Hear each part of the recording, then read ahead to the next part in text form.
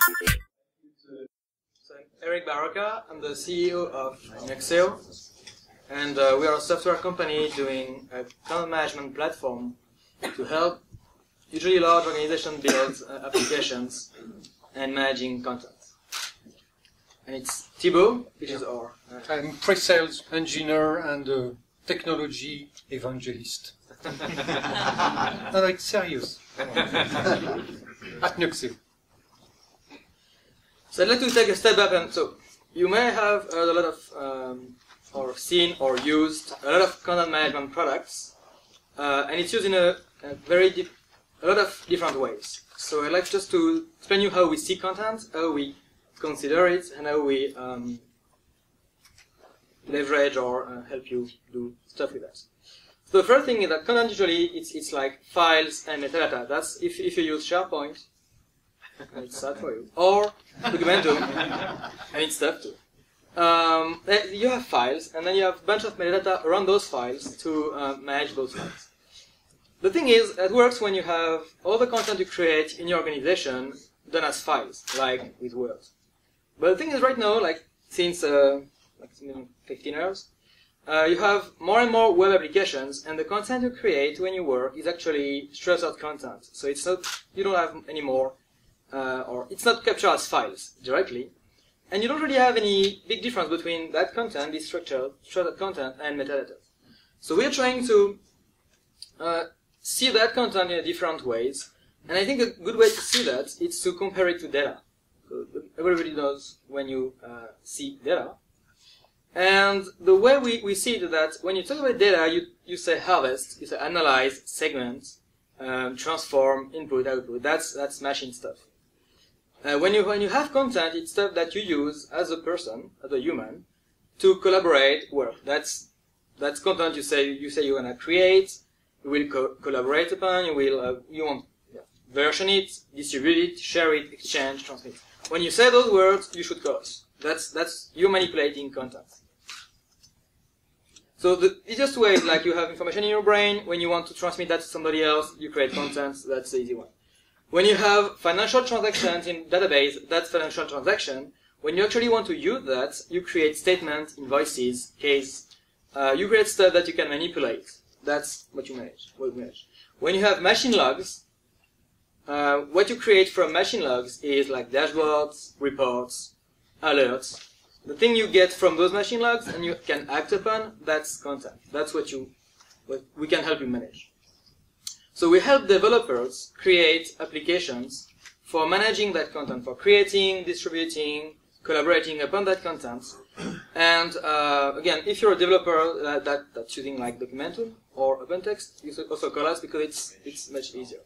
So we make things easier to actually manage structured content. That's not just files. Of course, we manage files too, but it's actually highly structured and highly oriented toward building those applications. So I'd like to take just 3 examples of customers building those kind of apps. The first one is FICO. So you may have heard of it. So they do a lot of stuff, but one of the things they do well is fraud fighting. So they have a big data analytics engine that takes rules, apply that on financial streams like credit applications, and flag suspects. Like when you have an SSN not matching the same address for the same person, maybe it will. So that's what they do. And once they have identified those suspects, they need to manage what's going after that. So banks using this software needs to do that. And well, typically, so the product that's handling those cases is built on Nuxeo. And in that case, what we're managing is a credit application. Well, it's actually 2 credit applications, and a lot of data is like 4,000 fields that we manage. And we help then, we help user act upon that event, that suspect, and then decide what to do with it. The other thing that before the system identify suspects, you need to build rules, and then feed the rule engine with rules. So the rules engine actually gets its rules from our system, because a rule is basically documentation, it's code, and it's a lot of stuff that I don't know about, but that's what we store. That's FICO. It's really like case management oriented. The next one is Netflix. So you may have that too. So when you browse the Netflix catalog, you actually use Nuxeo indirectly. So in the Netflix catalog, on your iPad and your TV sets, you have movies. And those movies, you choose them because you see box shots.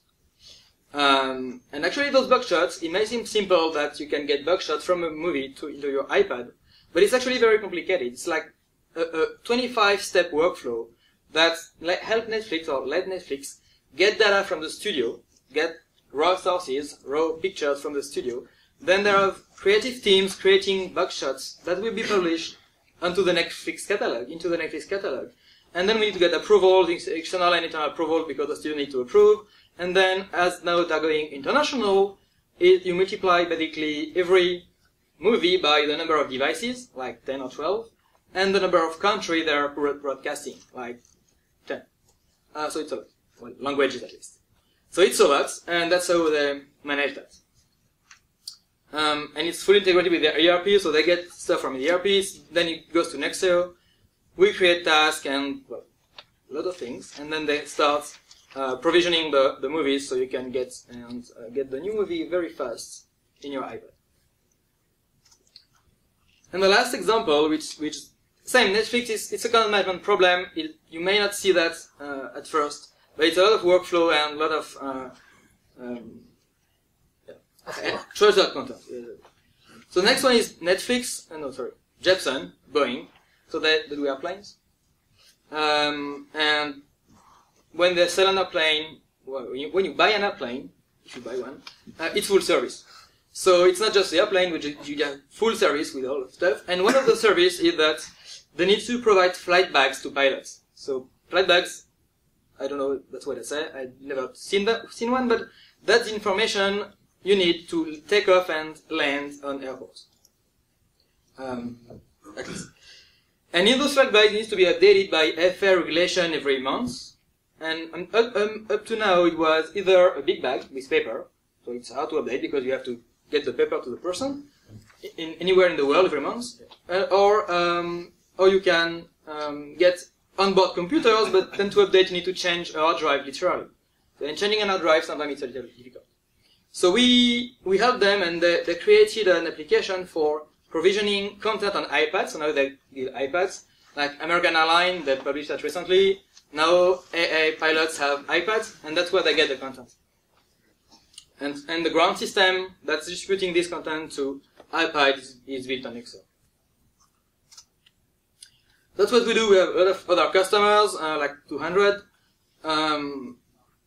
Again, Folio, the shop, is launching a new cloud service on our platform to synchronize their devices. Sabre is for managing their marketing department pictures. And Gobalto is a startup in San Francisco building a clinical trial application for managing clinical trials for big pharmaceutical industry companies. Okay, so now I'd like to give the mic to Tebow, which will do a very quick demo focused on picture and media processing. Yes. So because the platform is really awesome, we have a lot of features, so I'm going to show you just some of them. So we handle documents, and here is the DAM view. We have a DAM module to handle the digital assets. We have different modules. Basically, you can display your information as you wish. Here is a flat view of all your assets with a search form on the left, the assets at the center, the detail about the selected asset on the right. You can do bulk import. You can do everything you want to do with your assets. And all this is configurable with Nuxeo Studio that I'll be showing you in a few moments. So you can change all the interface and add your own business rule. Let's just start by adding some assets. So, of course, by drag and drop. So here they are, the three of them. The Word document has been imported, and you have the preview of the first page. And one of the core features when you add a file to Nuxeo is that it adds metadata and it extracts automatically the full text of Word, PDF, etc. document, and also the IPTC, EXIF metadata of picture. For example, this one here, I added the NYTM keyword, and later, of course, I can do a full text query on anything here. So here we have just one or two pictures, of course, but anytime you import a picture, there is a full index that is created on it. The same goes for Word document or for file or whatever. For video, they are extracted and converted on demand with a storyboard, so you can start the video at the time code, the timeline that you wish. And all this is configurable. Also, because we have a desktop synchronization application called Nuxeo Drive here, it's just like Dropbox for Nuxeo. So you can work also on local file, and they will be automatically synchronized with your distant repository, with your distant server. So for example, if I want to modify this plane, I can just move. So for example, this is another view, the document management view, just to show you can have different view. So you can see that I just click the button, it opens here in preview because I'm not a designer, but you would have set up Firefox to start Photoshop or any drawing tool. I'm going to add my nice sun, which is yellow. So this is the best I can do. It's perfect. I don't know why it is blue around, but usually the sun is not like that. But let's. So Nuxeo Drive has updated the server, and now in my file loaded from the server, it's here. So really an easy way to work with your data. Now, if you want to configure this application, you will work with our online configuration tool, which is called Nuxeo Studio. This is where you will create your business application. You will add your rules, business rules, to create your final application. Because this example I just gave is Nuxeo out of the box. So most of the time you need to configure it. And here you can use it to configure it without coding. So for example, you define your own schemas, your own fields, as many as you want, whatever type of data you want to use. You would define what we call the life cycle, so there are project, approve, etc. You would define some workflows, which are quite dynamic. So here, for example, this is a validation workflow. So we have different steps where the user will be able to select an assignee, etc., and work on the asset to validate it. But all this requires some dynamic part of Nuxeo to let you manipulate your document and manipulate the data to add the business logic. So for example, here, say I want to let the user to download the watermarked version of an asset. So I'm just adding a new button.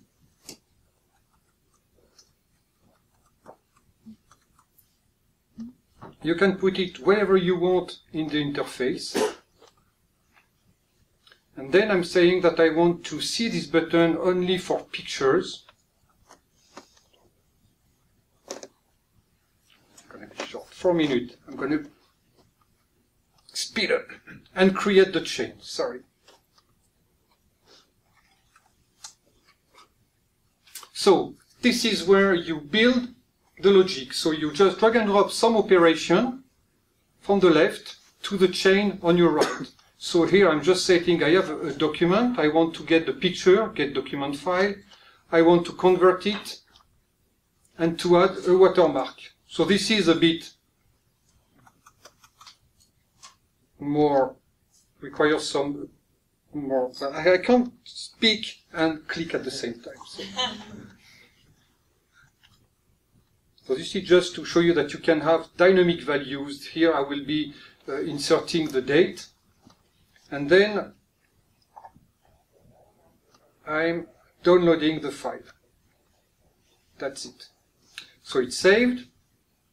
On the Nuxeo side, I update the server, which means that when I click this button, the server just downloads the new configuration and the change that I've made without the need to shut the server, reinstall the configuration, restart the server, and so on.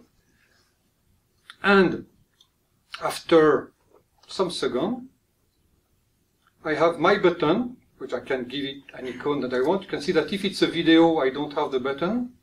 So I have my picture, and I download the file. Here it is. Here it is.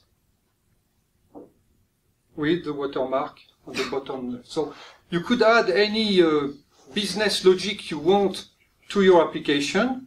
You could add, I mean, for example, you could, I told you I can't do two things at the same time. So you could add, I mean, a rule where only some specific users can download the file, the other one will be able to download the original one, etc. You could start a workflow and so on. So, Nuxeo contains, where is my boss? Yeah, you want to do this one? Yeah, so that's what we cover. Again, the platform is very extensive. That's what we cover. If you have a content management problem, if you have a document management, a DAM, digital asset management, or a case management problem that you'd like to solve, and you have some heavy business aspect in that problem, then we probably can help. So that's what we do, and as we can finish, we can maybe take some questions. Just one thing, we are hiring a lot, so if you know, or if you are, a developer or a technical consultant with a good technical background, or a salesperson that's looking to work for a very interesting company. We are very good. Yeah, you should come. Either in New York City or in California. It's a pleasure to work with us. Well paid. Right? Isn't it? Too much. Too much for some of us. Yes. Yeah, I was wondering, ECM and DAM seem to be fairly mature markets with lots of very entrenched competitors. Yeah. So what are you doing differently? Well, so there is two big things. The first one is, so this market is a very mature market, and it's also highly consolidated, with 90 and, well, with technology from the 80s and 90s. And the big thing is, most of the big or niche applications, like vertical applications, are now delivered via the cloud. Like when your FICO, your app, your case management app, you deliver that through the cloud. Whatever cloud, but you need it. Maybe you won't deliver the whole thing, but you need it. I don't know any CERN architect that would bet on Documentum to deploy, and say, I'm going to deploy 1,000 instances of Documentum, and that's going to be fine. So the big difference is that it's an updated technology stack, and that's the first answer. The second answer is that DAM and ECM is, ECM to us is not a market. The market is document management. Then it's been rebranded into ECM when vendors started to consolidate DAM, some workflow, and some document management to brand that as ECM and sell you a big bundle of software, pretty badly integrated usually. So what we do differently is that we've designed the platform from the ground up to be unified and consider that a picture, a file, or a structured object is the same. And you can apply on the same object, and the other big thing is that you could have several files per object, we don't care. The thing is, because you need it for your business, when you have a movie, you have maybe like 30 files. It's just one object. You want to version it the same way, do access control the same way, apply workflow the same way on that object. You don't want to apply workflow on each version of the picture. You just want the workflow on the whole thing, so you can publish the whole thing. So that's what we do differently. We have a unified approach, updated technology stack, so you can actually develop in a way that you expect application to be created today. It was so nice. Any other? Thank you. To what extent do you just kind of build the business rules from the baseline, or are there kind of some pre-built patterns that as a business you can kind of slap on there? It's both. So we have a pretty large set. So when you start, for us, UI is a feature. So when you start with the platform, you have the full UI available. Mm-hmm. You may like it or not. You may change it if you want, but you have it. And then it's pretty much it's pretty much it's pretty much how you want. Either you want to use the same or recommendation and infrastructure, and then you just use it and configure it a little bit, and that takes like 2 weeks. Or you want to do the whole thing yourself, and then it takes a little longer. And you just build your whole thing yourself. So the core thing is that it's very adaptable, and we usually accommodate very different needs. I mean, Netflix, Boeing, and FICO, and that's just 3. They are completely different companies, very different way of working with stuff, and their UI and business rules should be built. So it's really, yeah, it's pretty much how you want. Can you integrate with the other DMS systems, SharePoint, Google Docs? No. No, you want, because the thing is, in this, right, yes and no. The thing that depends. If the question is, do you want to store, you want to store the repository into SharePoint? The answer is no. And the reason for that is, well, one of the key part of the technology is that the repository is highly flexible, and the SharePoint one is not very highly flexible. So we built the repository technology with the way it should be done. So you can't.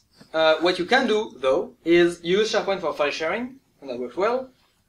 Awesomely integrated with Word and everything. And then when you want to go into the business application, then you have an integration there. We also integrate with AD, so you get the same user directory. So there is some connection, but typically we store the content and we own it, and then you build the thing around and we expose it to other applications if you need.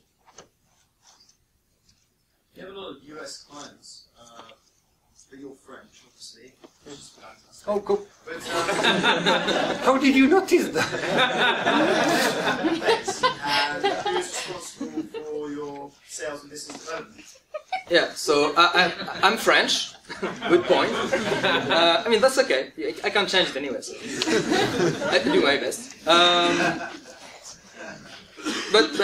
So the company is based in New York. So I'm living in New York. We are staffing this thing here. We have in France we have the biggest part of the R&D team, but we're really focusing on right now the US market is the largest market we have. So we're really focusing on the market, and we have salespeople working on that. Our sales manager is in California, and then we have consultants in New York and in California. And he's US. And yeah, I live here.